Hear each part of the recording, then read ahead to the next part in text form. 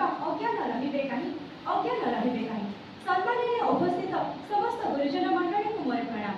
ମୁଁ ଶୈଳେନ୍ଦ୍ରୀ ସାହୁ ବୌଦ୍ଧ ପଞ୍ଚାୟତ ମହାବିଦ୍ୟାଳୟର ଓଡ଼ିଆ ଭାଷା ଓ ସାହିତ୍ୟ ବିଭାଗର ତୃତୀୟ ବର୍ଷର ଛାତ୍ରୀ ଅଟେ। ଆଜି ଆମର ଏଠି ଆୟୋଜିତ ହୋଇଛି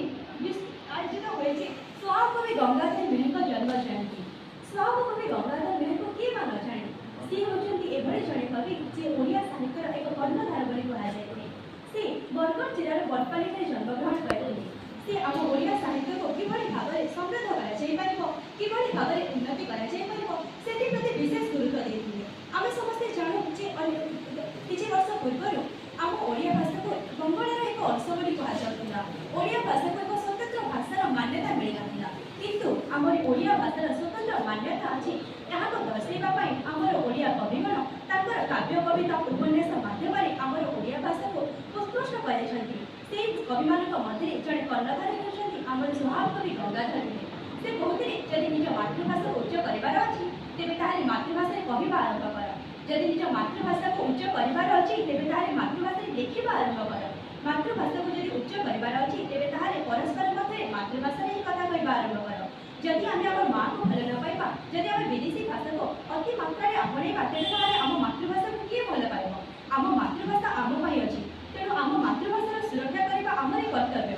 ଆମେ ଓଡ଼ିଆ ଭାରି ବଢ଼ିଆ, ଆମ ଓଡ଼ିଆ ଭାଷା ବଢ଼ିଆ। ଆମେ ଓଡ଼ିଆ, ଆମର ଓଡ଼ିଆର ସଂସ୍କୃତି ପରମ୍ପରାକୁ କେବେ ଭୁଲିବା ଉଚିତ ନୁହେଁ।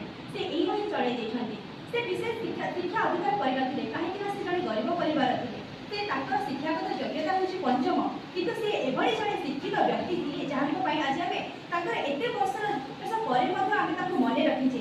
ତାଙ୍କ ପାଇଁ ବିଭିନ୍ନ ପ୍ରକାରର କାର୍ଯ୍ୟକ୍ରମ ଆୟୋଜିତ ହୋଇଛି। ସେ ଏଭଳି ଜଣେ ଓଡ଼ିଆ ପ୍ରେମୀ ଥିଲେ। ସେହିଭଳି ଜଣେ ଓଡ଼ିଆ ପ୍ରେମୀ ସାହିତ୍ୟ ପ୍ରେମୀଙ୍କ ପାଇଁ ଆଜିର ଦିନରେ ସେ ତାଙ୍କୁ ମନେ ପକାଇବା ଏବଂ ସେ ଯେଭଳି ଦେଖିଥିଲେ ଓଡ଼ିଆ କାବ୍ୟ କବିତା ତାଙ୍କୁ ସମ୍ମାନ ଦେବା, ତାଙ୍କର କାବ୍ୟ କବିତାକୁ କିଭଳି ଭାବରେ ଆଗକୁ ବଢ଼ାଯାଇ ପାରିବ ସେଥିପ୍ରତି ଗୁରୁତ୍ୱ ଦେବା। ମୁଁ ତ ଓଡ଼ିଆ ଭାରତ ବଢ଼ିଆ ଏଇଥିପାଇଁ ମୋ ଗର୍ବ। ମୁଁ ତ ଓଡ଼ିଆ ଭାରତ ବଢ଼ିଆ ଏଇଥିପାଇଁ ମୋ ଗର୍ବ। ଏଇଠି ଥାଏ କି ଯୋଉଠି ଥାଏ 12 ମାସେ 13 ପର୍ବ। ଏଇଆ ହେଉଛି ଆମର ଓଡ଼ିଶାର ସଂସ୍କୃତି, ଏଇଆ ହେଉଛି ଆମ ଓଡ଼ିଆ ପରମ୍ପରା। ତେଣୁ ଆମ ଓଡ଼ିଆ ପରମ୍ପରାକୁ ସୁରକ୍ଷା କରିବା ଆମରି କର୍ତ୍ତବ୍ୟ। ଆମେ ହେଉଛୁ ଆମ ଓଡ଼ିଆ ସାହିତ୍ୟର ଆଗାମୀ ଭବିଷ୍ୟତ। ତେଣୁ ଆମେ ଗୁରୁତ୍ୱ ଦେବା ଆବଶ୍ୟକ ଆମ ଓଡ଼ିଆ ଭାଷାରେ କିଭଳି ଭାବରେ ଉନ୍ନତି ହେବ।